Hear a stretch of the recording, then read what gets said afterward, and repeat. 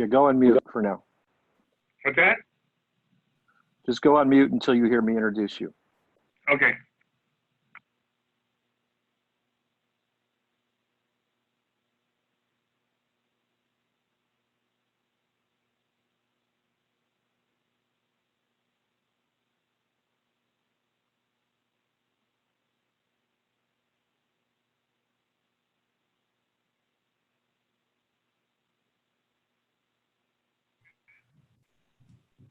Hello and welcome to today's webinar. A little housekeeping before we begin. Everyone is muted during the webinar. All webinars will be recorded and sent out to all attendees after the webinar has concluded. Tomorrow, the recorded webinar will be sent to all participants. There will be a Q&A at the end of the presentation, but please feel free to ask questions during the webinar by clicking the Q&A box at the bottom of your screen. Once the presentation concludes, I will ask the questions presented in the Q&A box. I may not get to everyone's questions, but we will do our best. With that being said, I would like to introduce you to Ruben Franco, President and CEO of the County Hispanic Chamber of Commerce. Thanks, Edna, and thank you everybody for being on today's call. We're very excited to present the second part of our series on understanding certifications, contracting, and procurement. We have two great speakers and consultants here today that present that. Just to let you know, the Orange County Hispanic Chamber of Commerce has been around for 35 years starting next year, and we're dedicated to helping businesses start, grow, and succeed. So we're here to help, and please call us if you need our help with anything. We do have a small business development center that does one-on-one consulting that is at no cost. That is done through the generosity of the SBA, the governor's office, and other dedicated financial institutions that support us. Now it's my honor to present to you Mr. Raul Medrano and Michael Faraj, who will run with the presentation. This is Raul Medrano. I want to thank everybody for participating and taking time out of their busy schedule. And I'm going to guarantee you that this will be worthwhile, especially for those that do not understand or have a full knowledge of these supplier diversity programs. I hope everyone is well and safe with these new challenges that we're having presently. And one of the things that we need to understand is that the supplier diversity programs have been around for many, many years. And just because you're certified does not mean that you will be selected to bid on a contract. So I think it's important to understand that as we move forward, because it's going to be a situation where you're going to need to get proactive and look for opportunities. As you know, right now, it's not business as usual. Corporate employees are working out of their homes. They're not going to meetings, mixers, banquets. So, this networking part of doing business is taken away from us. And I really like, building relationships. I think that is very important, and that's going to be a little tougher to do now, okay? So that being said, the good news is corporate America is rethinking their commitment. There's more money coming out, and I see corporations that are putting together programs for community development, affordable housing, new goals for supplier diversity, and looking at the new commitments that are out there. And I got these statistics from Bloomberg magazine. There's only 4 Black CEOs in the Fortune 500 companies. And so you can see where there's been a lack of participation. And I know we talk about, the Black population, but supplier diversity is not just about ethnic diversity. It's about women, it's about small business, so, it's about veterans, disabled veterans. So it covers a lot of territory. And when these corporations make a commitment, it covers all these areas. So don't just think that it's a minority program. Union Bank has committed 10 million just recently, and that's not a lot, but Union Bank is a smaller company. The bank it has most of its offices in California. On June 9th, Adidas announced 30% of new hires will be Black or Latino. So you can see where we're going with this, and for the first time in many years, people are talking about quotas, because it's not an easy process to get to those numbers.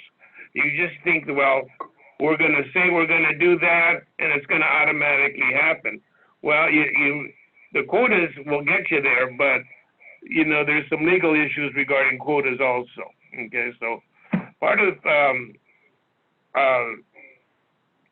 the important thing at this point is make sure you have, number one, the right certification for the market that you're going to go after. So I know at the last workshop we talked about the different certifications. So depending upon what it is, what your market is, if you're talking about public utilities, you need to get their certification. You've got private sector certification. So make sure you have the right certification. Okay, now parts of this presentation are not going to be applied because of the quarantine that we're going through presently. But I'm confident that will change. It'll take time, but it will change. So how do we do business with corporate America? And I guess you can flip the slide. I guess the thing that you need to ask yourself is, do I really want to do business with corporate America? Are you ready to do business with corporate America? Do you understand the contract size? Some of these contracts are nationwide. And up till recently, that's you could have a janitorial contract for all the United States. So they used to break it down, but now they call this strategic sourcing.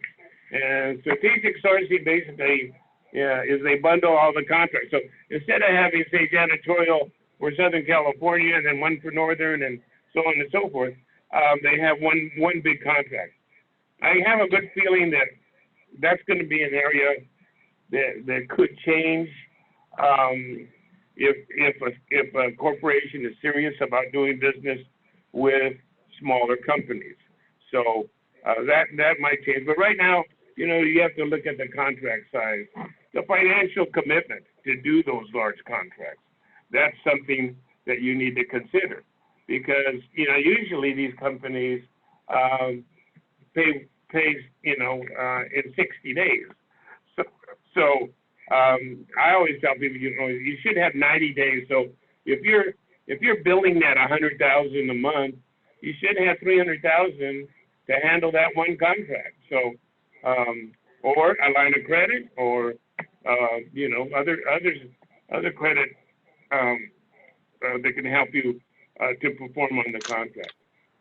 The contract should not be more than 25% of your total revenue. So most corporations will look at how much, okay, I'm going to give you this, $5 million contract, but you're only doing $5 million. They're very, very sensitive about overloading you with one contract and having you, go out of business, or for some reason you don't get that contract, and then you have some pressure in regards to continuing your business. So what is the solution if I do not have all that experience, the financial commitment, and background to execute a contract? What you need to do is do alternative subcontracting strategy, which basically means that the corporations, large corporations, a lot of them, and this, I'm a firm believer that this area is also going to get bigger, is that they require their prime contractors to subcontract a portion of that contract to, a small company or diverse company. So that strategy will help you to gain the experience and confidence that you need to hopefully down the road become a prime contractor with with that company. So next slide.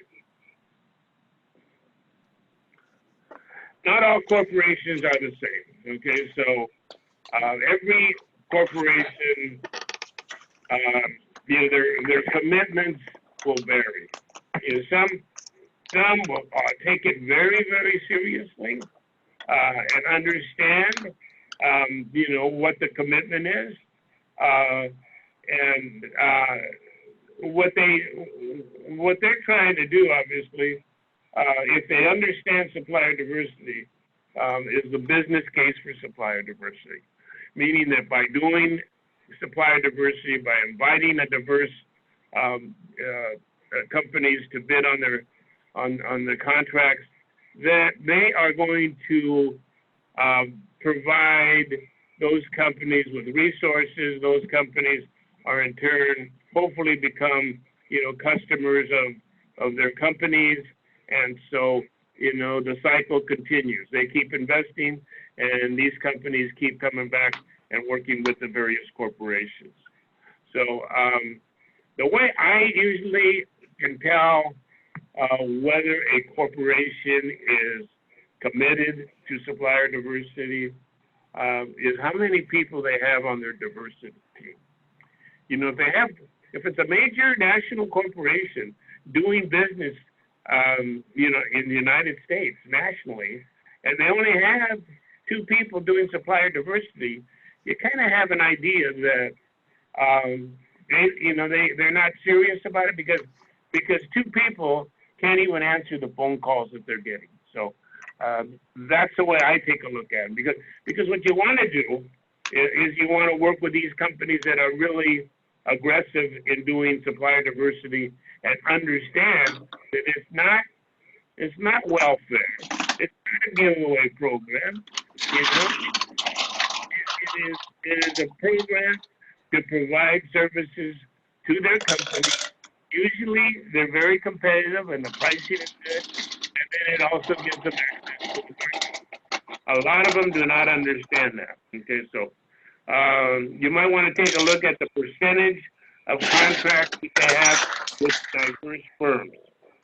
So a lot of the companies have these reports that they give out, primarily like to various business organizations like the U.S. Hispanic Chamber. It could be Greenlining.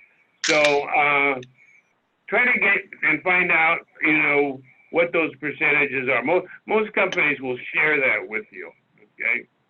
So, and then the other thing to do is, do your homework on these companies.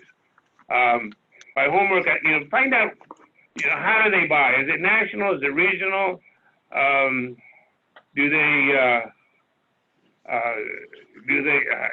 they serious about providing support to smaller businesses? So do your homework on these companies.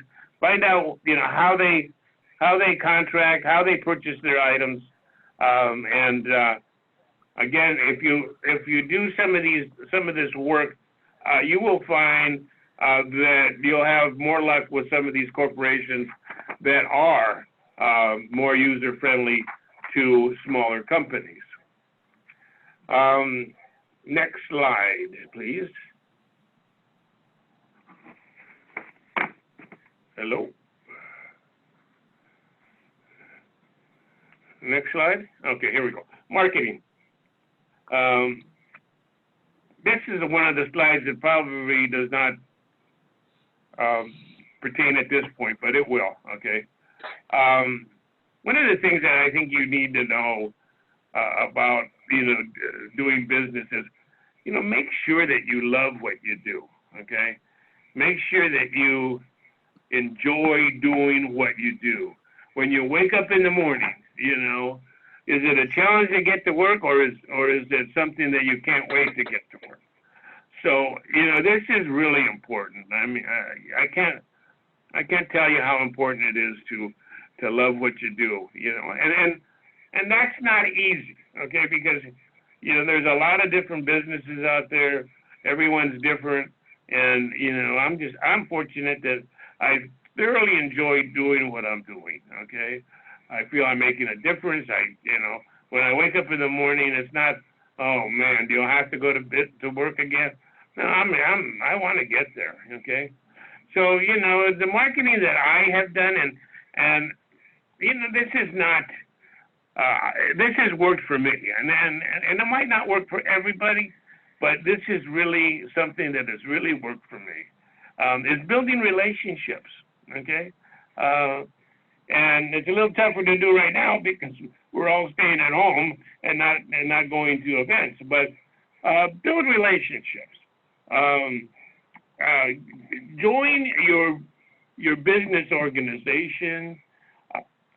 Become, try to become a board member. Try to become the chairman of that organization, because that opens the door with a lot of different companies that you can get into and talk to. Okay, so building these relationships, I feel, is very, very important. You should have a corporate capability statement, but a hint on corporate capability statement: do not use one capability statement for everyone. Okay, customize it for the companies that you're going to do business with. If you're going to be doing, say, a public utility, give them what experience you've had in that industry. Banking, same thing, okay? And I know that you and I think that, that's, if you can have experience in another industry, that you shouldn't have problems doing it with a different industry. Well, corporations are pretty tough about thinking that they are unique, and so if you don't have experience, say, with the broadcasting industry, then they want you to get that experience, even though you might have had, it could be a contract that you had with another industry, but they want to see you do that. So streamline your capability statement and really put down the information that's relative to the company that you're going after. Okay. Find out who handles your product and service. What supplier diversity person handles it? What a procurement person handles it? Because that's the person you really want to get to know. Okay, especially the procurement people. So supplier diversity person is there to help you out, but they're not. They might not know when this contract that you're looking for is going to come out and what the pre-qualifications are on that contract. So, and again, you have supplier diversity people that are there to help you, and they can provide you with a lot of information. They're not your marketing people. Okay, so don't expect that you can say say Richard Chacon from Union Bank, help me find a contract. He's not going to do that. Okay, but if you ask him, when's this contract coming out, or do you utilize my services, he can help you in that area. That being said, though, if you do have a good relationship, and develop a good relationship, these supplier diversity people can help you with the marketing area. But again, it's not in their job description to do that. But again, if you got a good relationship and they want to help you out, they definitely can. Okay. And the other thing to remember, again, in building relationships, and I do this all the time, you know, don't call your supplier diversity person or procurement person just when you need something. People have a tendency to call them up when they're looking for a contract or they want to bid on a contract. I call these people up when I hear that they've had, you know, a birthday, if they've had a death in the family. I will call them up and say, hello, I'm sorry to hear about your loss, or happy birthday. You know, I'll send them a card. Doesn't take much, you know, to start building that relationship. And so when a contract comes across his desk and says, oh yeah, I've got this contract, well, he's going to think of you first before he thinks of anyone else. So keep on building those relationships. Number 6 is it's not who you know, it's who knows you. Okay. You know, you can walk in a room and say, oh, I know this guy, I know that guy, I know this guy. You know, but does that person know you? Does he know what you do? Okay. Does he know that, oh yeah, Raul Medrano, he's, you know, he's a supplier diversity person. He, you know, he does some marketing. He's handled major corporations in terms of their supplier diversity. And that's where you want to get to. When you walk in that door and people know that that's where you know, that's what you do. Because that means that you're really starting to build a network of people that can help and support you. Do not get discouraged. Be consistent. You got to be persistent, but do not stop. Okay? And yeah, people have a tendency to call these, you know, the supplier diversity people or procurement people up to the point where it gets, you know, that supplier diversity just doesn't want to hear from you. So there's a fine line between building these relationships and being consistent and being persistent to being a pain in the butt. Okay, so you don't want to get to that pain in the butt part. Okay, so be careful on that, but keep on being consistent. I mean, it's not going to happen overnight, but it will happen. Join a business organization. Again, relationship building, getting involved. You know, join the Hispanic Chamber. Join the regular chamber. But if you do join, I really want to emphasize the fact that you need to get involved. Your goal eventually is to be chairman of that organization, because that's when you start getting corporations that will.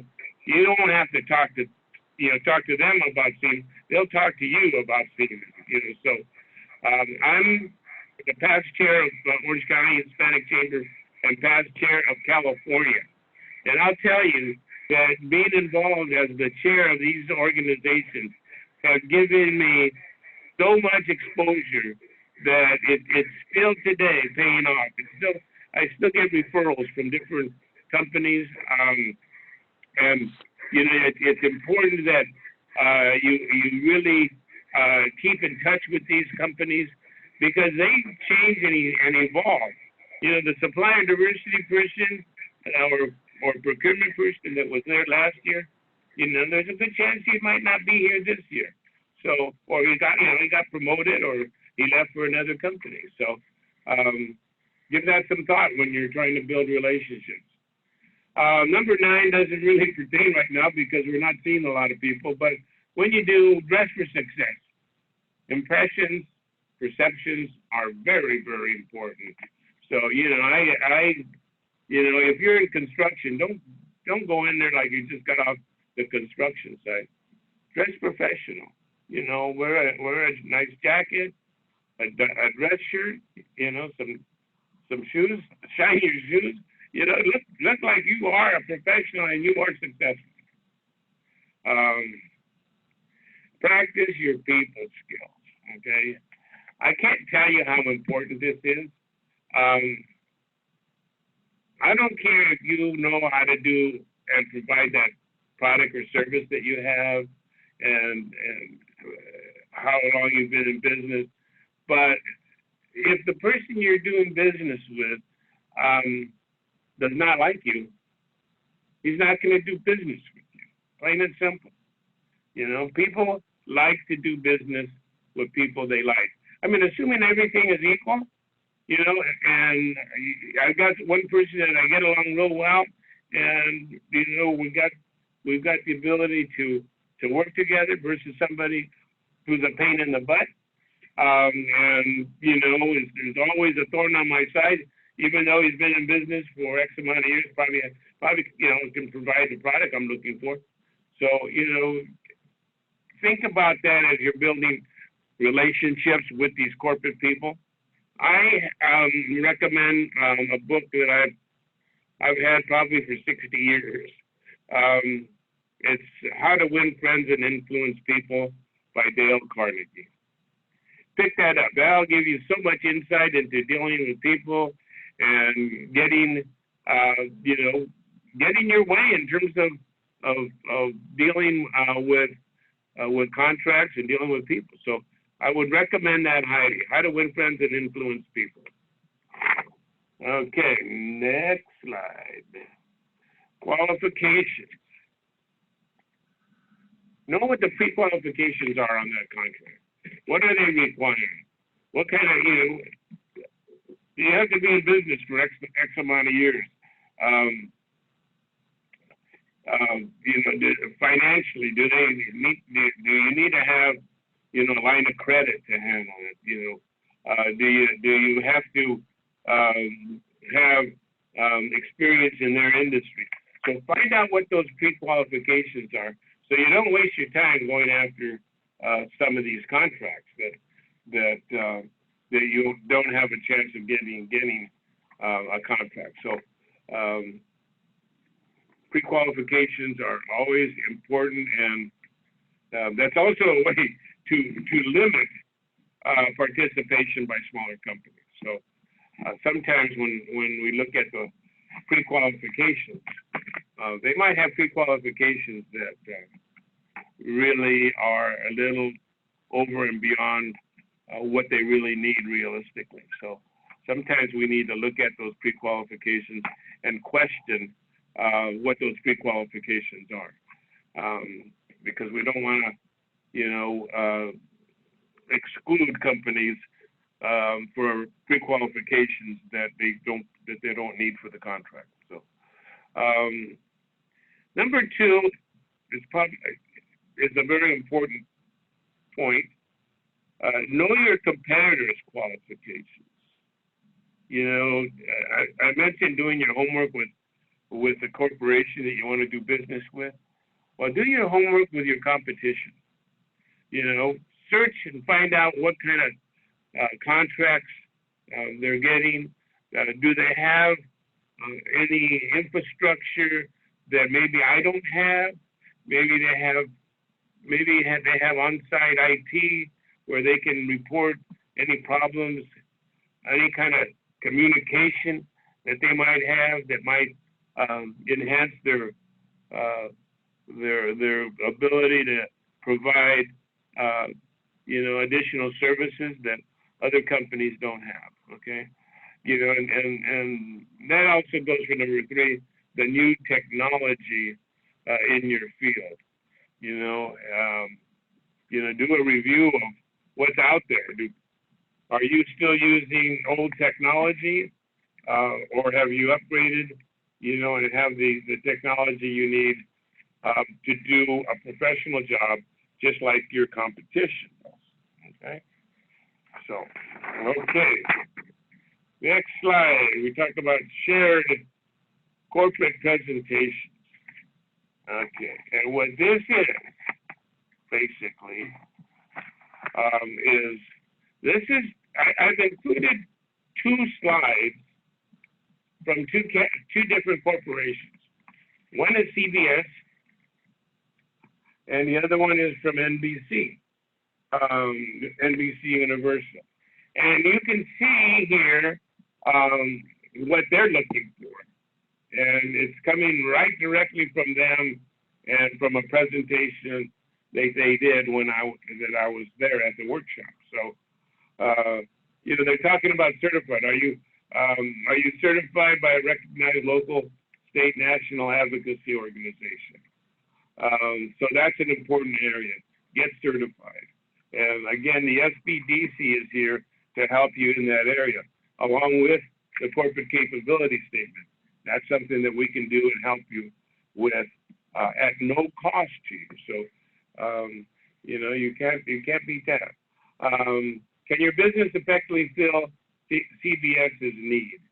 Are you competing for work that is reasonable for your company size? So again, they're looking at the same thing I just talked to you about. Can you meet the deadlines? Highest service levels that are standard in your industry. Can you be profitable with any competitive adjustments to your current pricing models? That's a tricky question because they're all looking for ways to keep lowering costs. I know a company, I'm not going to mention any names, but that will continue to lower the price of that contract from when they let it out before.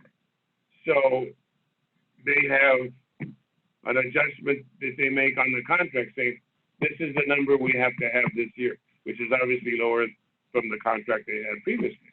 And so, I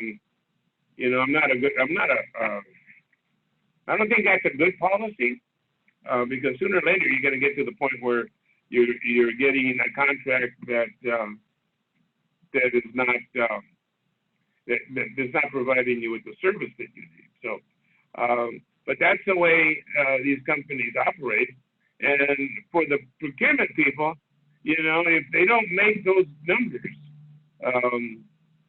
they do not get their bonus. So they're going to try everything possible to make sure that they get the lowest price possible.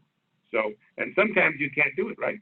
You get to the point where, hey, I can't give you any more of a break, and this person that I knew that he got a contract, but for 2 months they beat him up trying to lower his price. He asked me what he should do. I told him walk. It's not important to. You don't want to lose money. I don't care how much you want to say you're doing business with this company. It's not worth it. Okay, so becoming a supplier to CBS requires the 4 Ps, which is basically positioning, preparation, persistence, and again going back to patience. So in this field, we all need to be patient. On the NBC slide, the next slide, it basically says pretty much the same thing. They fit a product and services with current need, capability, capacity, flexibility, scalability, standard RFP bidding procedure, 101 conditions, price, quality, delivery, added value. Those are the areas that they're looking for, especially if you have the added value. So that means, if you can provide some kind of additional service on that contract that they do not presently have, that it's going to help them to have that contract and help the company. You're going to have a better chance of getting a contract. Commodity-specific opportunities go to market as need arises. Some commodities are more competitive than others, and opportunities vary.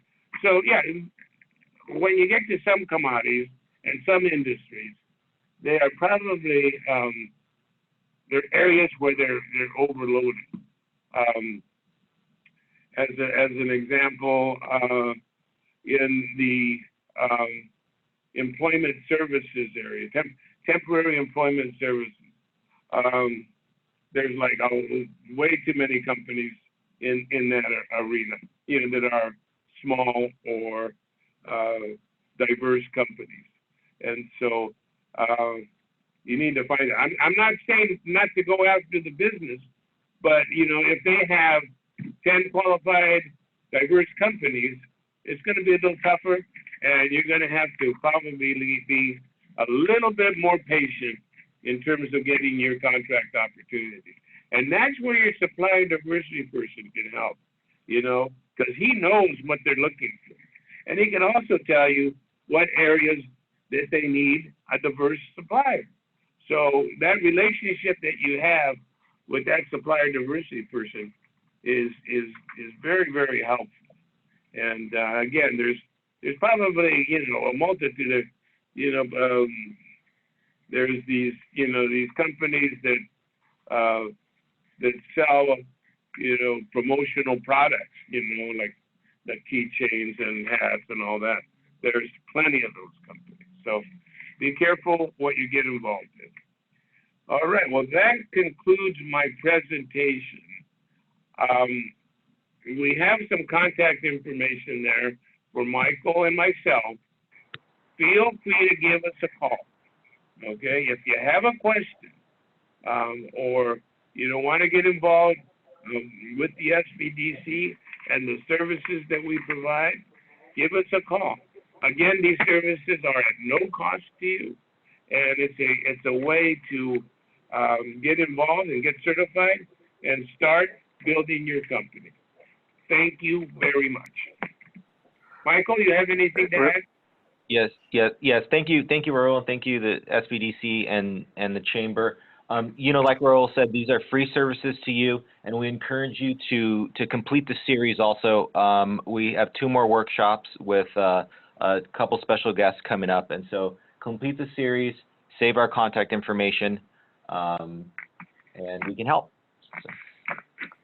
We have a couple of questions for you guys. Let's see, one of them.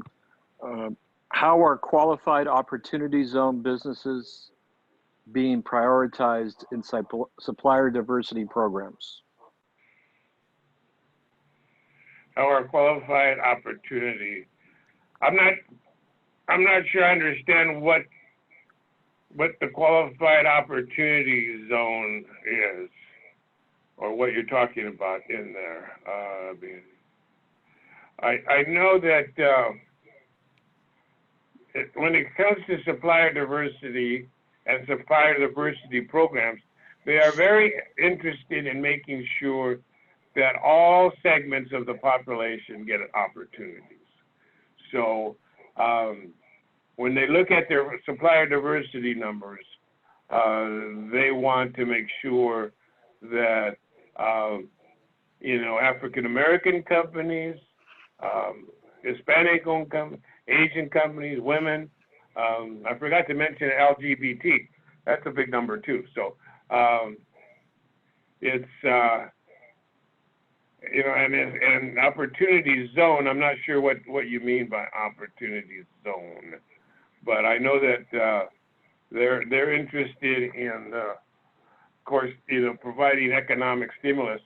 2 areas that traditionally have had challenges in getting contract opportunities. If you understand, again, supplier diversity, it's about helping that company, granted, but usually diverse companies hire diverse people. So it's an economic impact of not just the company itself, but of the area that they work in and have their company in. There's an opportunity zone. There's hub zone through the federal government. Historically underutilized businesses, and these zones are designated. And you can go on your SBA website and you can find the hub zone areas. Now those hub zones have, through the federal government, have set aside contracts for those companies that are certified as a hub zone company. So that's an area which I think maybe that's what what you're talking about in terms of opportunity zone businesses. Right. Okay, there was a question on just how to contact you guys.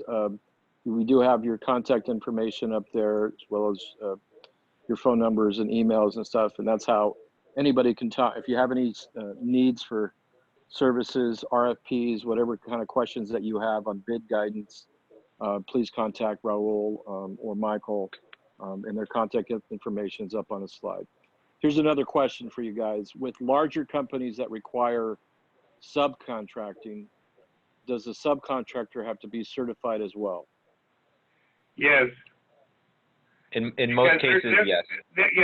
Yes, they're counting these subcontractors as part of their goals in terms of you're giving out contracts to diverse companies. So most of your major companies are interested in counting the subcontract, and they really can't count them unless they are certified as a diverse company, a woman-owned company, veteran-owned company. So yes, it's important to get certified because it depends on the company too. So, you know, I've worked with some corporations that say, okay, as long as you say you're a minority, you're fine. Not a lot of them, but some of them.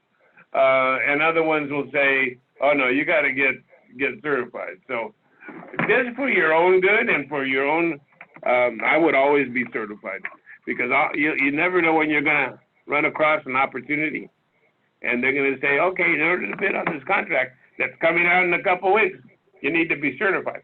Well, you know, certification takes a while. It's not just, you know, check this box and you're certified. There's a lot of documentation and support that goes with the application. So you need to make sure you have plenty of time to get certified. Okay. Can becoming an 8A certified company work against you? In other words, is it looked at as a sign of weakness, being 8A certified? You know, I'll take this one, Raul. Okay. You know, when this question popped up with the 8A certification, and if you attended the previous or last week's webinar, you have to understand that it's a timed program and it lives and dies with the individual. So initially when I read the question, the first thing that came to my brain is said, yes, it can work against you in terms of the company not being ready or established, or what the SBA calls their potential for success. Okay, A. Now if we're talking, you know, small business, socioeconomic, disadvantaged businesses, generally no. You know, it's not going to look against you. These large companies are procuring and trying to meet either federal or state mandated percentages, or within their own corporation as public companies, to help and, you know, contract with small businesses. So it really not. But the 8A1, and my point on is that it's a very different certification, and we can talk offline about it. I'm very, very passionate about it, and I've worked, you know, with it for well over 10 years, and it's a different deal. So you have to be ready for that one. And I've seen very successful companies, and I've seen companies that have gotten the program and have not been successful. And we saw this on a national level in maybe 2008, 2009, and so forth. So. Okay. I think we skipped a question from Denise. And no, we haven't skipped it. We're gonna get to it. Oh, okay. I'm sorry. Yeah. No, and so Denise's question is that they're a women-owned, Hispanic-owned body shop repair and paint facility. They have certification through Supplier Clearinghouse, SBA, and DGS. What would you recommend for them to reach out to the right contacts for vehicle collision repair?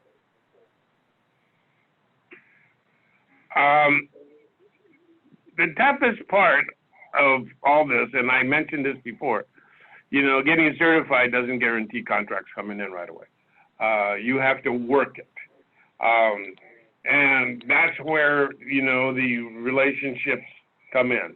I've been doing this Well, 25 on my own company and 5 years before. So 30 years I've been involved with supplier diversity and building relationships.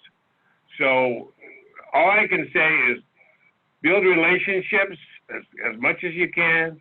You know, utilize these webinars to get your name out there. Our next 2 webinars, you know, are going to be with the Small Business Administration and Department of General Services with the state of California. You know, participate in those. Find out who these people are, because you want to contact these people. You know, we have the head of Department of General Services, or one of the top people that's going to be presenting. So, you know, that's definitely a person that you probably want to talk to. On the SBA, we have a Gloria Gomez, who is in charge of the SBA department here in Santa Ana. So these are people that, you know, if you're going to go after, you know, government, federal government, then these are the people that you need to talk to. You know, before we used to have, we used to be able to get together and we used to have matchmaking, and that was a great way to get to know people. I don't think we're going to be having matchmaking for a while, but it will come back. It will come back. And so, you know, the matchmaking that we had with that was put on by the Small Business Administration had covered not just the 8A program, but it covered all certifications and all government agencies and private sector companies. So you got to start somewhere, but you got to start building these relationships. I recommend again that you participate and you know, join the workshops that are coming up. We got 2 great workshops in the next 2 weeks. So and you can always give me a call. Okay, you can call me up and say, how do you think I should handle this, or where should I do? And so, see, the NMSDC, which is for the private sector, every year they put on this huge event. 700 to 800 companies participate. And so, you know, you could spend, you know, the conference is for 3 days, but the workshop or the expo is only for 1 day. So, you know, you better have your walking shoes on, because you're going to meet a lot of corporations there.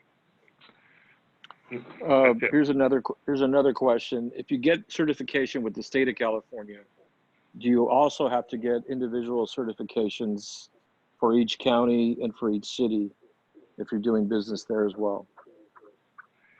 Michael, you want to take that, or you want me to? Yeah. Well, so in certain counties or municipalities, they might have some type of program, but coining it as a certification, I'm not too aware. If it's a state contract, you know, or a federal contract, then those are the certifications that apply. And Raul, you could. Yeah, the state of California has this unified certification. It's supposed to let you work with different agencies with that certification. So it's actually it's a Caltrans certification. So it's good for obviously Caltrans and all that they do, but it's also very good if you're going to work with most county and cities. You know, City of LA, County of LA uses it. Here in Orange County, we haven't gotten to that point. We're working on them, but you know, we're a little bit behind on diverse contract opportunities. But yeah, that certification is a good certification, and the intent of that certification was to unify all these agencies to utilize that certification. Someone's asking if there's a website of companies with supplier diversity programs. Well, I can tell you that every major corporation, national corporation, has a supplier diversity program, some better than others. I would contact your local regional council, minority council, which is basically you have the NMSDC, which is a national organization, and then you have regionals. We have a regional council in Los Angeles. We have one in the Bay Area, San Francisco, and we have one in San Diego. So what we got with California is pretty well covered with these companies, and some of them will have, you know, the corporations that are members of the minority council, and usually, you know, and all of them have programs. So, you know, you're talking about, you know, airlines, Disney, banks. It's a lot of different companies. So I would check with them first, and then the national. When I go to the national, in fact, Ruben, I gave you a book from the national with all of the corporations that went to the national expo. And again, there's like about 700, and it also has their contact information and the person to contact. Great. You mentioned an event on your discussion here earlier. Was that event, the question's being asked, was that event for private companies? I can't remember which event I was talking about. I'm not sure either. You'd have to. Well, I think I talked about. Was it a matchmaking event you mentioned or something? Well, yeah, I talked about a matchmaking event that was put on by the Small Business Administration for contracting. And so the district director and I started this idea, and it's been going on for 7 or 8 years, and this year obviously we're not going to put it on, but eventually we'll get back to it, possibly next year, if we all take care of business and, you know, do our social distancing. But it was a great event, you know, and being on the lookout for different opportunities. The local regional purchasing council, they have an event every year where they do some matchmaking, and that one was canceled again, but they will be back, and so will the SBA be back with providing that service. The NMSC National, that's like the granddaddy. I mean, you've got all the businesses there that you want to talk to. I myself, as a consultant, will work with my client or clients, and we will go to the expo. But I'd like to take some of these supplier diversity people out to lunch or dinner and talk about opportunities and see how we can get them to help us out.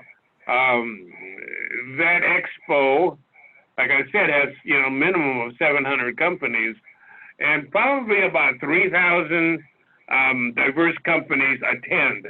And so at the end of the day, they usually don't remember who the heck they talked to, and any printed material that you leave does not usually get back to their office. Okay, so you just need to go through the expo to get your face in front of them, saying, you know, here's my card. I'm interested in doing business with you. I'll contact you later. I'll send you a capability statement. Pick up his card or her card and start developing a relationship. Yeah, do we think there's going to be any more virtual matchmaking events? I think USA did one last week or just recently. You know of any upcoming matchmaking? Yeah, I think, you know, this, you know, virtual meetings is going to be here for a while, you know, till we get really comfortable with getting out and meeting people in person. But I think the way to go now is you know, virtual, doing the matchmaking virtually, getting on those platforms that I talked about, getting your name out there, make sure you go to the various workshops, not just, the SBDC workshops, but there's other workshops that organizations are putting on that you can really get involved with and find out, what opportunities are out there. Don't forget, these corporations want to do business with you. So they're going to keep, as much as possible, the channels of communication open. They've changed a little bit, but they still need to have communication with you. Great. And speaking of next week is our How to Do Business with the State of California, or DGS, Department of General Services. We do have Michael Aguilio from the state of California on our line. Edna, can you unmute him and just have Michael say hi to the attendees today, and just let him know, or he can update us on what's going to be going on next week for that webinar? Can you unmute Michael for us, Edna? Unmute. Hello? Yeah. Hey, Michael. Hey, all right. So you can hear me then? We can hear you. All right. Sure. The next webinar will actually introduce our programs and answer many of the questions that you guys had today about reciprocity agreements with cities and counties, who you should reach out to in regards to some of your businesses, who are our buyers. Those are the questions we'll be answering. And of course, we'll go over the certification process if you aren't certified as yet. So that will be all covered. And if you got it, of course, we'll have questions and answers at the end. So I'll try to answer all the questions as they are, Michael and Raul doing today. So that's where I'm at. That's great, Michael. We're looking forward to it next week. Thank you for the partnership. We appreciate that. And for everybody, just if you need any help, please contact Raul or Michael. A recording will be sent out of this webinar to everybody who signed up. So that'll be going out as well. So thank you, everybody. Good talking to you. Stay safe and be safe and healthy out there, please. Take care. Take care. Thank you. Bye-bye. Bye. All right. Bye-bye.